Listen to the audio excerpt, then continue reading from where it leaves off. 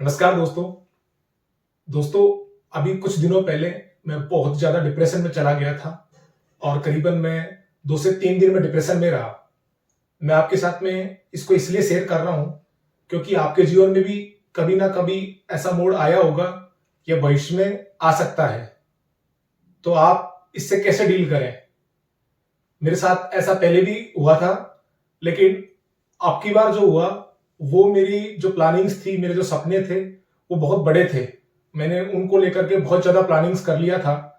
तो जिसको खोया मैंने, जो मैंने प्लानिंग्स करी थी उसके अकॉर्डिंग सब कुछ चला गया। मतलब कि मेरी पूरी जो लाइफ थी वो उस पर टिकी हुई थी और वो सब कुछ बिखर गया।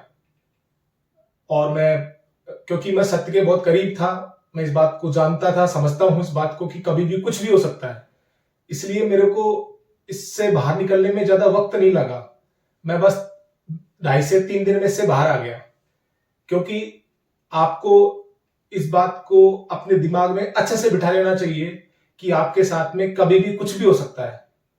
सबसे बड़ी बात तो ये कि मैं जिंदा हूं, सांस ले रहा हूं। इससे बड़ी बात मेरे लिए और कोई हो नहीं सकती। इस बात को हमेशा याद रखिए। जीवन में जितनी बड़ी समस्याएं होती नहीं है, उनको हम उतना बड़ा बना देते हैं हमारे मन में। इस बात को हमें समझना पड़ेगा अच्छे से।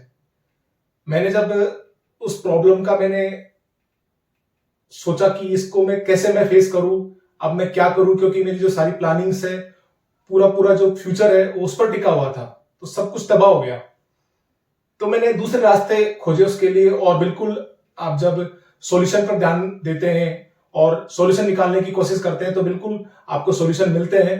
और आपका लक्ष्य वही है, आप अचीव वही करेंगे, बस थोड़े से तरीके बदल जाएंगे, आपके रास्ते बदल जाएंगे।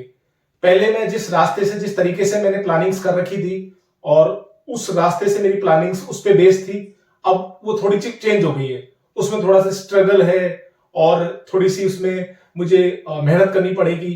तो कहने का मतलब ये है कि आपको हमेशा तैयार रहना पड़ेगा।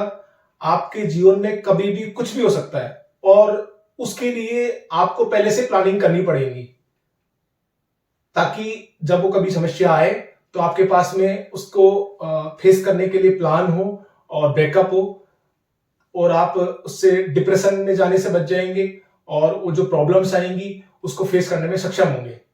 तो उम्मीद है कि आपको इससे मदद मिलेगी।